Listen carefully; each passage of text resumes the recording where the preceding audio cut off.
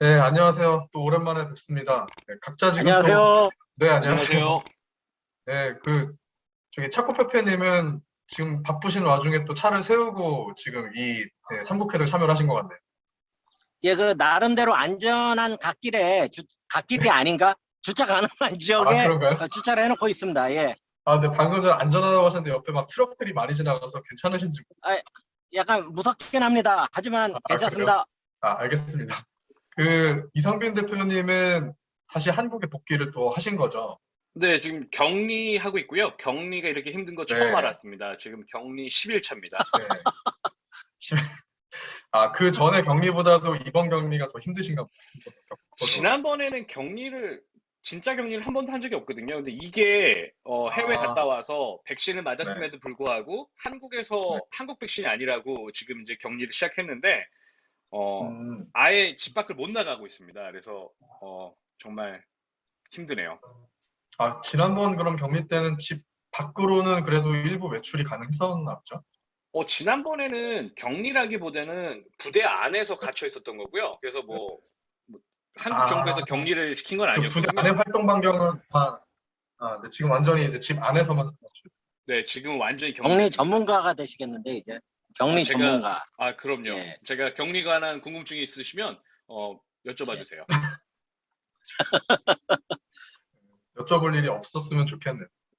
그래도 지금 저희가 이 삼국회동을 찍은 이후로 거의 한 달이 좀 넘는 시간이 지났던 것 같은데, 그 사이 뭐 코로나라는 주제도 다루고, 뭐 백신에 대한 주제도 다루고, 뭐 다양한 주제 속에서 사실 저희 세 명이 다 이미 백신을 맞은 상황이 됐네요. 네. 그러니까요. 제가 이제 가장 각각 마지막으로 맞은 다른 백신 아니에요? 저랑 이제 이상민 대표님은 동기입니다. 얀센. 두 분 다 얀센이시구나. 예, 얀센 저는 맞았습니다. 시노팜입니다. 네, 네. 저희 이제 저희 세 명은 적어도 각 국가 아래서 어떻게 보면 집단 면역이 된 거네요. 저희 세 명만 만약 모인다고 하면. 그쵸. 저희 세 명은 모여도 됩니다, 이제. 네, 뭐 그래도 간단히 알겠습니다. 이제 미국 갔다 오신 상황들 한번 또 공유해 주시고 중국 상황도 좀 간단히만 좀 공유해 주시면 좋을 것 같아요. 또 그 이후에 한 어, 3주 정도가 지났던 것 같습니다. 네. 뭐, 간단하게 지난 것들까지 같이 말씀드리면, 맨 처음 백신을 네. 다뤘었는데, 어, 상황이 많이 바뀌었어요. 제가 갔던 첫 주에는 제가 뉴욕으로 갔었는데 한 70%, 80%가 마스크를 착용했었거든요. 근데 두 번째 주에는 한 3, 40%로 떨어졌어요. 그러니까 그 정부에서 발표도 있었고 그래서 그 식당들도 그 외부에 공간을 마련해서 외부에만 사람을 받을 수 있었는데 실내에서도 받을 수 있고 뭐 카지노 같은 데도 이렇게 칸막이가 다 쳐져 있었어요. 근데 칸막이가 다 네. 없어졌고 그 사람들 모이는 것도 조금 많이 풀려서 제가 돌아오기 바로 전에는 이제 코로나가 완전히 간 거 아니야? 라는 생각을 할 만큼 네. 좀 활동이 자유로웠었고요. 하지만 네. 그럼에도 불구하고 공항은 텅텅 비었고요. 간단하게 중국 상황 네. 공유드리면은 중국은 뭐 코로나로 인한 저기는 제가 봤을 때는 거의 안 느껴지고 있고요. 백신 너 맞았냐? 뭐 이런 거. 네. 백신 맞으면은 저기 그 건강 코드가 건강 코드. 변해요, 핸드폰에. 그래서 그거 서로 막 자랑하고 이런 정도의 차이는 있고요. 대부분 이제 생업에 집중을 해서 경제 발전에 조금 더 집중을 하는 그런 분위기가 많이 느껴집니다. 사실 한국에서는 또 이제 중국의 남쪽 지방 광주나 심천에 또 이제 네, 확진자들이 좀 늘어나고 있는 추세다 이제 그런 보도가 있기도 한데 네. 현재선 이제 그렇게 막 뭐 심각하게 다루거나 그런 상황은 아니에요. 제가 있는 산동 쪽에서 듣기로는 네, 광동 지역이 지금 확진자가 되게 많다고 그래서요. 네, 여러 회사들이 이제 광동 쪽으로 오가는 거를 많이 기피하고 있어요. 많은 네, 사람들이요. 그런데 광동 지역 인구가 한 1억 명 정도 되거든요. 그러면 14억 중에 한 14분의 1 정도 되는 거니까요. 그거를 가지고 이제 중국 전체 상황이라고 말씀드리기는 또 어렵고, 그래서 그렇죠. 그런 좀 특수 사항으로 보셔야 될 것 같습니다. 네, 알겠습니다. 그래도 이제 상반기에 거의 끝자락에 와 있는데 전반적으로 저 3국은 좀 이 코로나 상황이 조금씩 이제 나아지는 형태로 나아가고 있는 것 같고 어떻게 보면 하반기에 대한 예, 기대가 예, 큰 것 같네요. 예, 예. 그런 것 네. 같아요.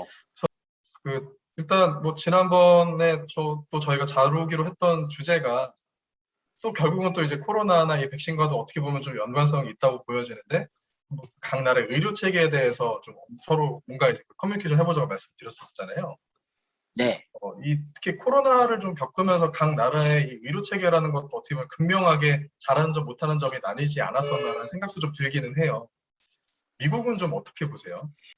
객관적으로 볼 수 있을지 모르겠습니다만, 최대한 객관적으로 네. 말씀을 드리면, 미국의 의료 체계는, 한마디로 엉망이죠. 엉망이고, 어, 그러니까, 뭐, 한국 같은 유니버셜, 뭐, 메디케어 시스템이라고 보통 얘기하는데, 그런 음, 나라가 별로 없죠, 사실. 독일이랑 일본이랑 우리나라 정도? 그렇죠. 뭐, 물론 이제 다른 나라들도 네. 있겠지만은, 크게 그렇게 세 개의 국가로 보는데, 미국은 그 의료 시장 체계가 완전히 그 민간에 맡겨져 있잖아요.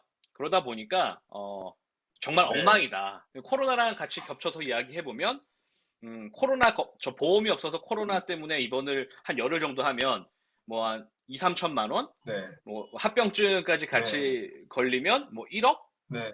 그럼에도 불구하고 네. 폐혈증이나 다른 질병 때문에 사망하는 경우가 음, 너무 많았고, 그 사망한 음, 사람들의 시체를 더 이상 보관할 곳이 없어서 그 냉동 차량을 공수해 와서 주차장에다가 실시인을 보관하는 그런 음, 사건까지 있었거든요. 그래서 어떻게 보면 자본주의의 민낯을 아주 여실히 보여줬다라고 말씀드려도 과언이 아닐 음. 것 같아요. 뭐 차차 의료 시스템에 대해서는 제가 한번 설명을 한번 드릴게요. 뭐 국내 같은 경우에는 이 사실 이런 코로나 상황 속에서도 다른 나라 대비해서는 확실히 좀 방역 체계나 또 이렇게 관리되는 체계가 좀 더 단단했던 것 같기는 해요.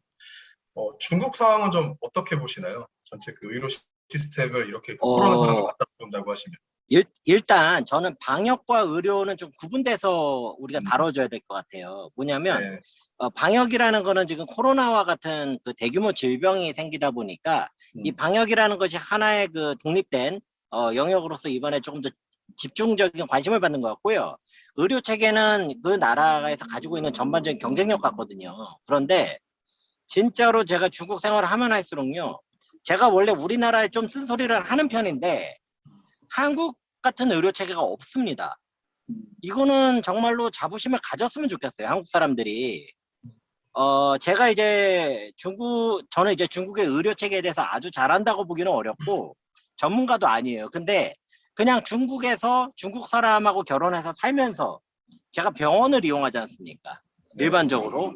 그때 느낀 걸 보면은요.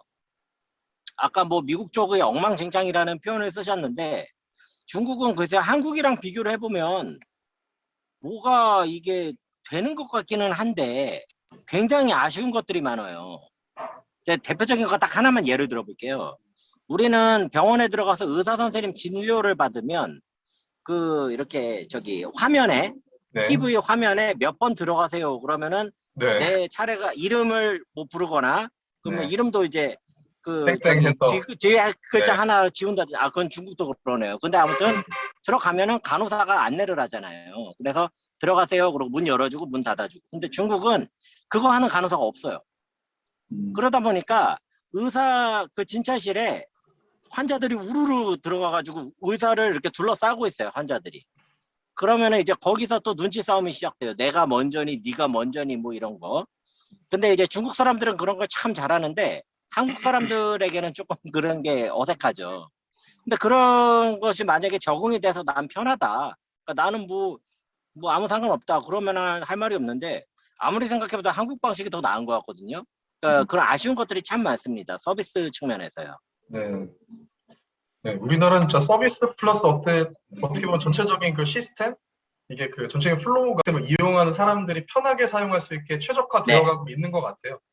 네. 네, 그런 측면에서 외국인도 포함해서 본다면 외국인도 혜택 네, 받는 것도 많고 네, 보험적으로나 뭐 여러 가지 측면에서.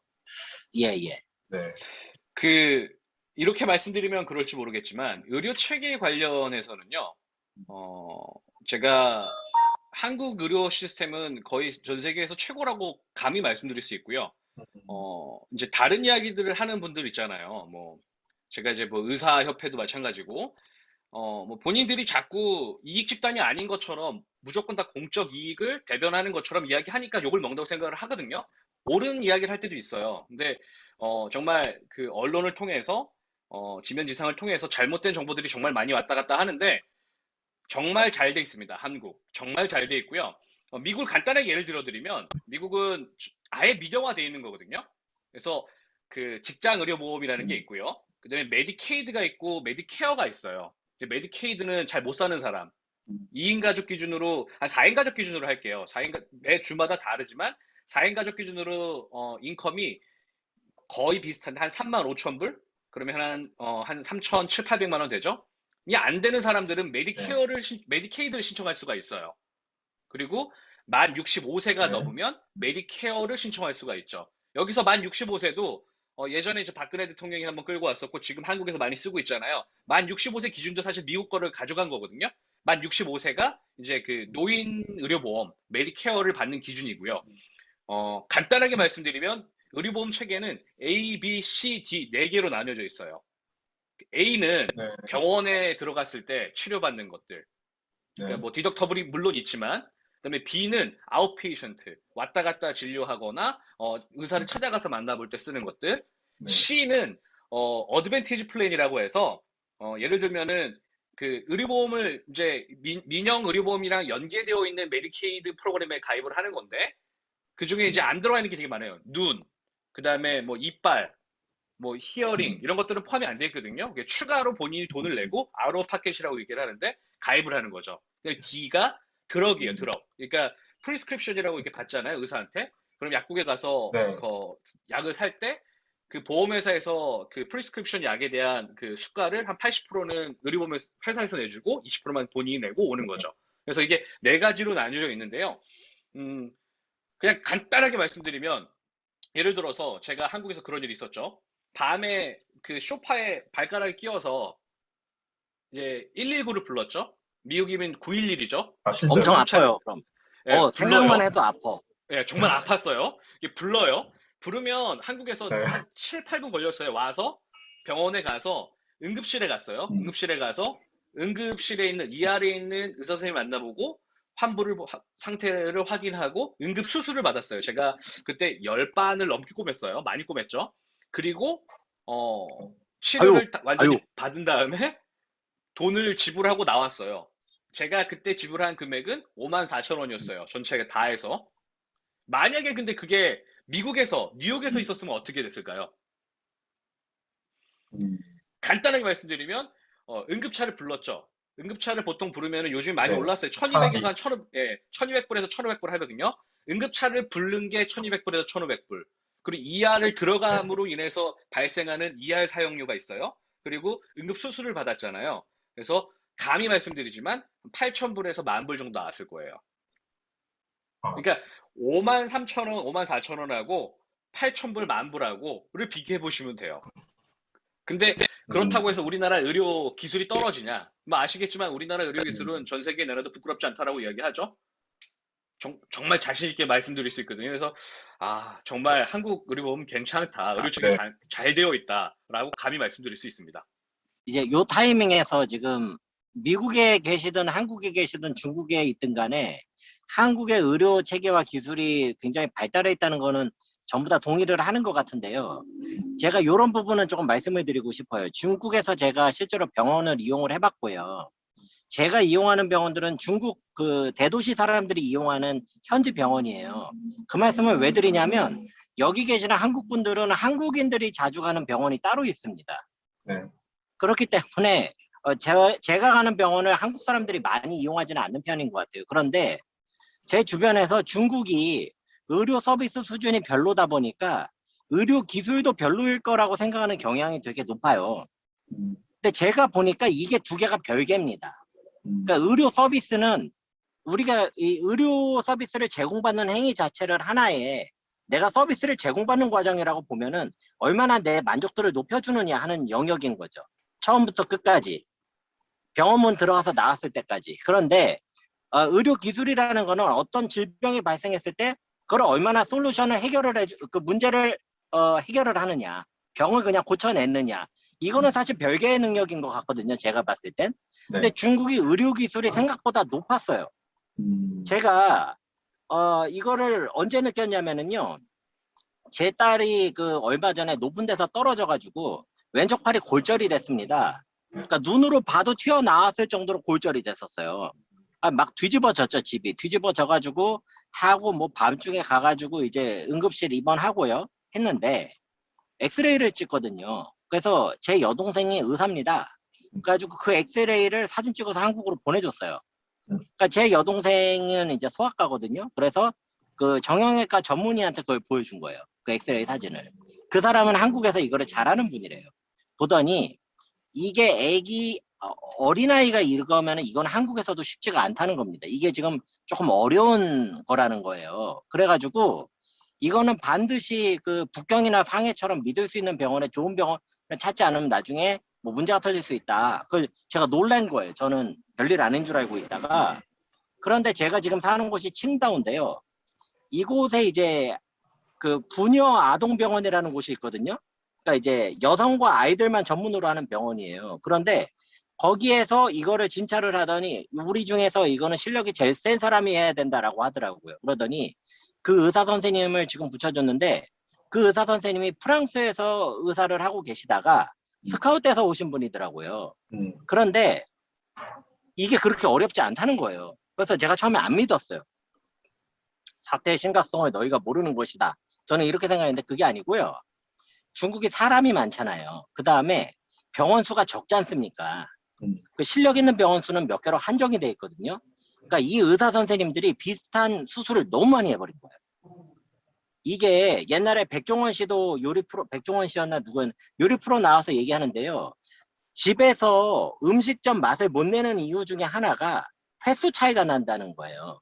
집에서는 아무리 많이 먹어봤자 식구들 끼니만 때우면 되거든요. 식당은 몇백 명을 먹이지 않습니까? 그러니까 스킬이 늘 수밖에 없다는 거예요. 그래가지고 이게 자본도 지금 중국이 있고 그 다음에 해외에서 기술도 그대로 배워오고 이 상황에서 이 사람들이 트레이닝까지 해버리면은 이게 지금 기술이 제가 봤을 때는 한국보다 낮은 것 같지가 않아요. 의료 기술이. 제가 문외한이기 때문에 제 느낌만 가지고 말씀을 드리는 건데요. 근데 중국은 뭐가 안 되냐면 서비스 의식이 너무 떨어져요. 제가 보니까. 자기가 가지고 있는 돈도 그렇게 비싸지 않아요. 중국은. 어쩌면 가격이 한국보다 더 낮을 수도 있어요. 그런데 참 이 한국 사람 입장에서 봤을 때 그렇게 신뢰가 안 가는 이 서비스 동선의 뭐 이렇게 전체적인 구성이거든요. 네. 그래서 만약에 중국이 이 서비스에 눈을 떠버린다. 그러면은 제 생각에는 이거는 세계 의료 시장에 큰 판도 변화가 오지 않을까 싶을 정도로 거대할 것 같습니다. 순전히 제 의견입니다. 네.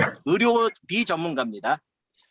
의사에 대한 좀 대우는 각 나라마다 어떤가요? 예를 들어 우리나라 같은 경우에는 사실 뭐 교육과도 연결이 되겠지만 결국 이 좋은 대학을 가서 또 그 좋은 대학 중에서도 의과 대학을 가고 의과 대학을 가서 의사가 되면 대우도 받고 사회적인 지위도 있다라는 사실 개념이 있는데 중국도 그러한지 미국도 그러한지도 좀 궁금할 것 같아요.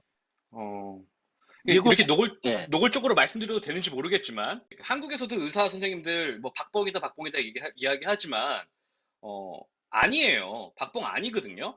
물론 그런 건 있어요. 이게 뭐 한국에서 이제 맞아, 그 네. 의료보험으로 자꾸 네. 눌러 찍어 내리다 보니까 수가를 원래는 10만 원 받아도 되는데 3만 원만 책정해주고 그래서 사람들이 뭐 아우로파켓에서 뭐 3천 원 내고 해서 3만 3천 원밖에 나되지 않으니까 적게 내는 거다. 그래서 의사들의 임금 수준이 굉장히 낮다. 그러면서 항상 비교하는 게 뭐 미국이나 영국이나 이런 나라랑 비교를 하죠. 그 나라 사람들이랑 비교를 할까요? 인컴 비교를 하는데. 우리나라 의사 선생님들 보통 1억 이상 받거든요. 그리고 운영하시는 분들은 유명한 병원장님들이나 아니면은 그 페이닥터라고 하죠. 페이닥터들도 1억 이상씩은 받아요. 근데 절대 네. 조금 받지 않습니다. 그리고 지위도 그렇죠. 우리나라에서 의사 선생님이라고 부르잖아요.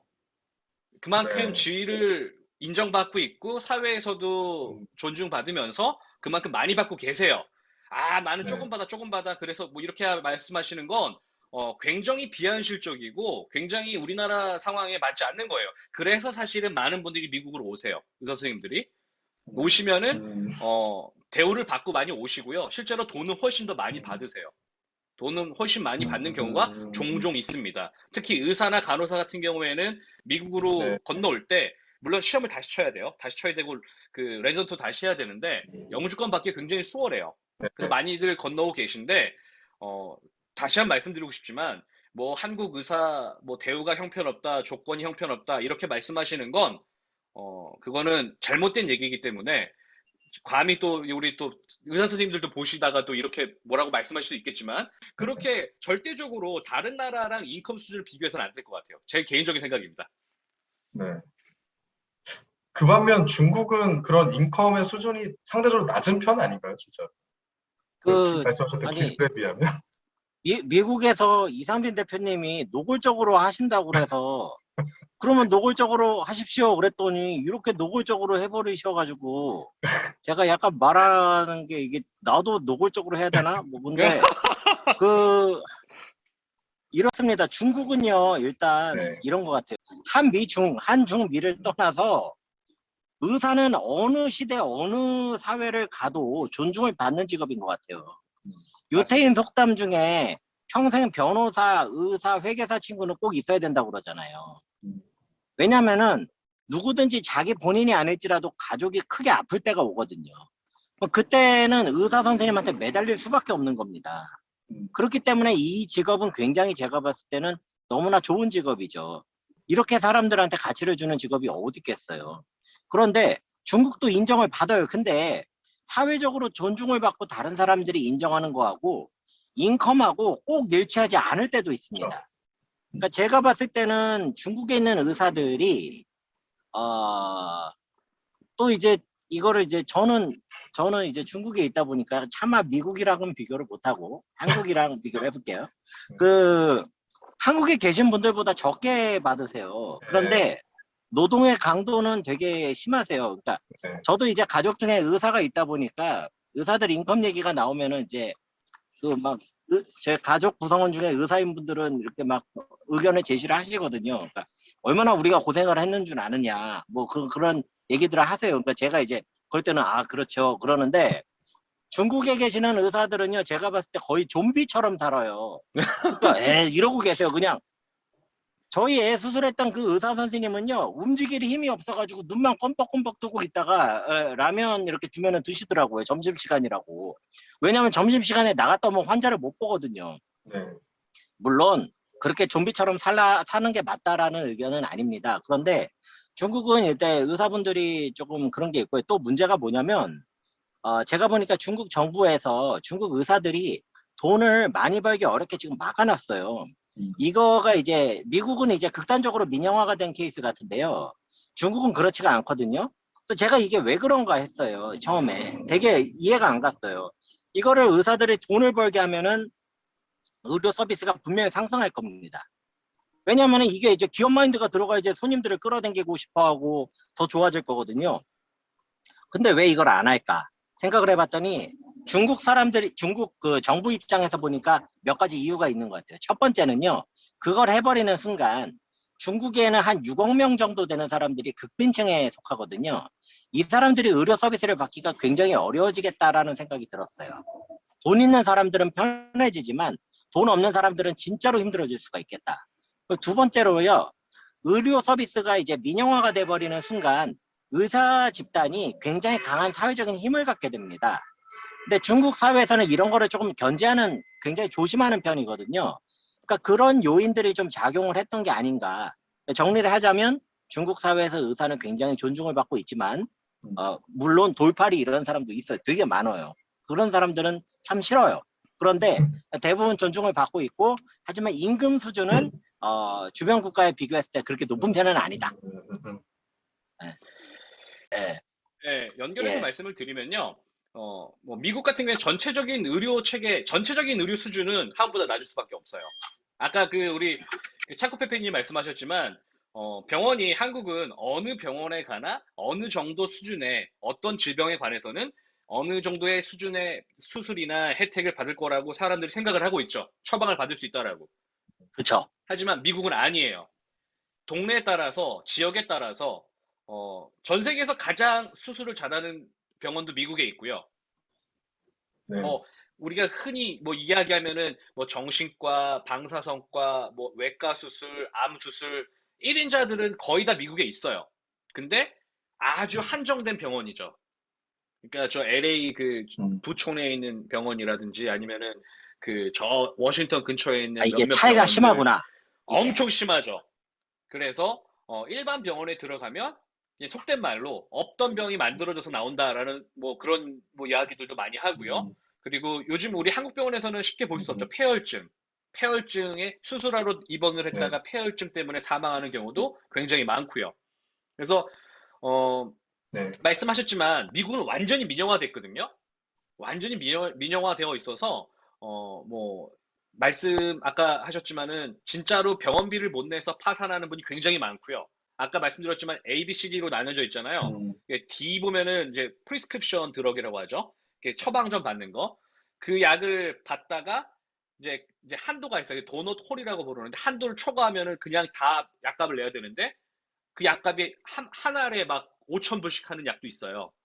그래서 아, 원래는 가난한 사람이 아니었는데 메디케어라고 해서 만 65세 이상이 되는 보험을 갖고 있다가 약값을 계속 내다 보니까 재산이 다 떨어져서 메디케이드로 떨어지는 혹은 직장을 다니면서 전혀 문제가 없었는데 직장에서 왜냐면은 뭐 많게는 70% 80%까지 지원을 해주거든요 의료보험료를.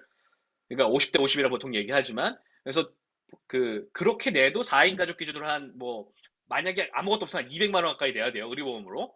그러다 보니까 직장에서 레이오프라고 하죠.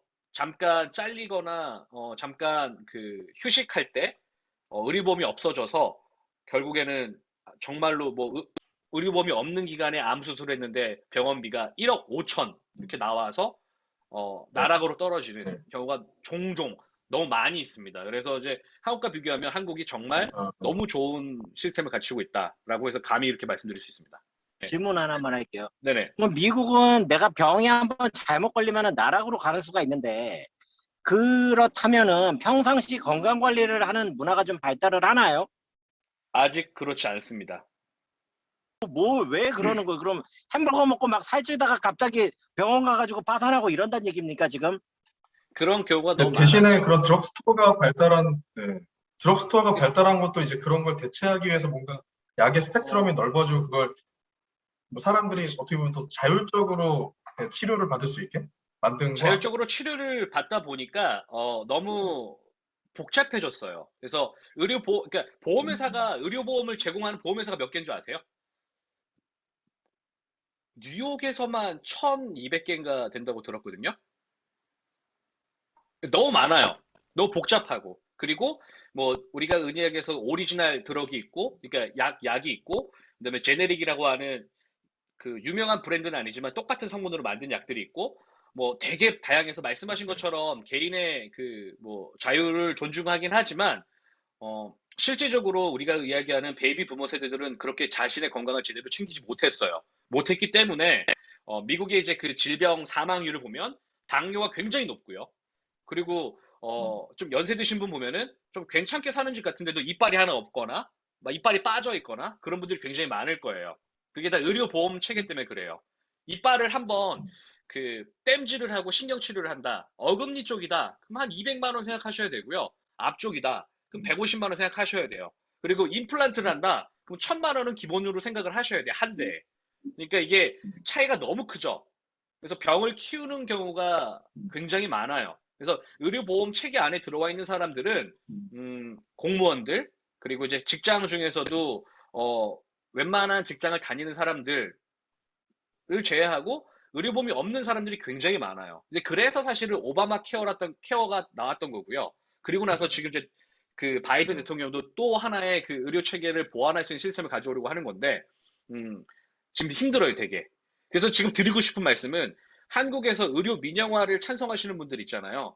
저는 진짜 절대 말리고 싶어요. 의료 민영화가 되면 아까 우리 차코페피님 말씀하셨지만 빈익빈, 부익부 돈이 없기 때문에 사망하시거나 질병을 키우셔서 잘못되시는 분들이 굉장히 더 많이 생겨서 전체적으로 우리 사회에서 우리나라가 보면은 우리나라가 그만큼 지불해야 될 돈이 커질 거예요. 지금 의료보험 때문에 들어가는 돈보다 사회 안전망 밑으로 떨어진 그럴 수 사람들을 다시 있겠네요. 안전망 위로 끌어올리는 비용이 훨씬 더 많이 들 겁니다. 저는 그거는 확신드려서 말씀드릴 수 있을 것 같아요. 이 미국 얘기를 듣다 보니까요. 중국이랑 비슷한 것이 상당히 많으면서도 좀 다르다라고 느꼈던 건 뭐냐? 중국도 병원별로 수준이 차이가 너무 많이 나요. 이게 잘하는 병원으로 너무 집중이 돼요. 안 그래도 사람이 많은데 잘하는 병원 몇 개로 막 집중이 되다 보니까 막 거기서는 막 해집고 가야 돼요. 막 그 의사 선생님 만나기가 하늘의 별 따기고, 그 다음에 이제 우리나라는 동네마다 무슨 전문의 하시던 분들이 이제 개업하시잖아요. 그러면은 그런 분들이 사실 다 전문의이시고 경력도 높으시고, 또 재밌는 얘기도 해주세요. 가끔씩 주사 맞기 전에. 그러면 되게 이렇게 정감이 있단 말이죠. 근데 중국은 동네마다 있는 작은 병원들이 신뢰도가 되게 떨어져요. 저 옛날에 그냥 근처 병원 가려고 그랬는데 와이프가 못 가게 하더라고요. 거의 이제 전수어라 그러거든요. 근데 거기는 이렇게 실력이 전문의급이 아니고 굉장히 조금 수준이, 그분들한테 죄송하지만 조금 이제 거기에는 미치지 못하는 것 같고요. 한국에 살고 있는 중국 사람들 데리고 감기 걸렸다고 그래서 집 근처에 있는 무슨 뭐 내과를 간다든지 이러면 중국 사람들이 굉장히 부정적으로 받아들인대요. 나를 뭘로 보고 이렇게 안 좋은 병원으로 데려가느냐. 근데 그게 사실은 반대인 거죠. 얘기가 잠깐 옆으로 샜는데, 그러니까 그런 부분들이 중국이랑 미국이랑 좀 비슷한 측면이 있는데, 제가 어디가 다르다고 느꼈냐면요. 중국 사람들은 병원에 어떻게 해서든지 안 가려고 그러거든요. 그래서 이게 중국말로 양성이라고 그럽니다. 양생. 평상시에 건강 관리하는 게 되게 발달해 있어요, 중국은. 그러니까 이제 저녁 되면 광장에서 막 춤추는 그런 것도 있고요. 태극권 있잖아요. 태극권을 연마하는 게 무슨 무술의 고수가 되려고 그런 게 아니고, 그게 양생법 중에 하나예요. 그 다음에 무슨 야채를 어떻게 먹는 거 뭐 이런 거 연구하는 문화가 베이비 부머 세대 있잖아요. 50년대. 그분들 이후로 굉장히 발달해 있어요. 그래가지고 저는 이제 중국 사람들이 왜 옛날에 이렇게 양생에 관심이 있나 봤더니 의료 서비스가 그렇게 좋지가 않으니까 병원에 안 가기 위해 노력하는구나. 그래가지고 그런 부분은 좀 미국은 이제 그걸 드러그스토어라고요.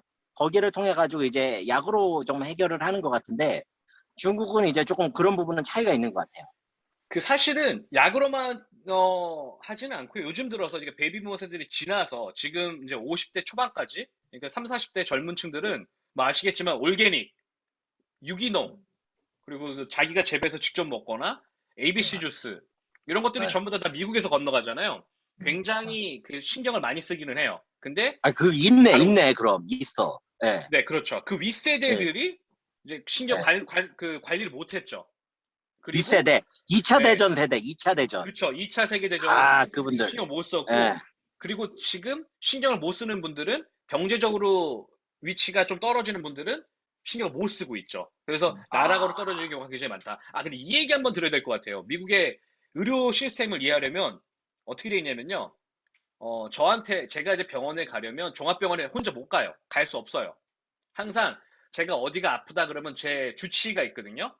이제 주치의를 이제 선정을 해야 되고, 선정이 된 주치의한테 가서 이야기를 합니다. 내가 여기가 아파요. 라고 하면 주치의가 써줘요. 어디 가서 엑스레이를 찍고 어디 가서 MRI를 찍고 와라. 이렇게 얘기를 하는데, MRI를 예약하는데 한 2주 걸려요. 엑스레이를 찍는데 한 또 2주 걸려요. 그럼 그걸 들고 다시 주치의한테 가죠. 그럼 주치의가 써줘요. 그럼 병원에 가봐. 그럼 그 병원에 예약하는데 뭐 2달, 3달 이렇게 걸릴 수도 있어요. 그렇게 가서 치료를 받고 수술을 하는 코스예요. 그러다 보니까 시간이 굉장히 많이 지연되죠. 진짜 비효율적인데? 굉장히 비효율적이고요. 굉장히 어, 그 절차마다 수익을 만들어낼 수 있는 구조가 만들어져 있잖아요. 여기저기.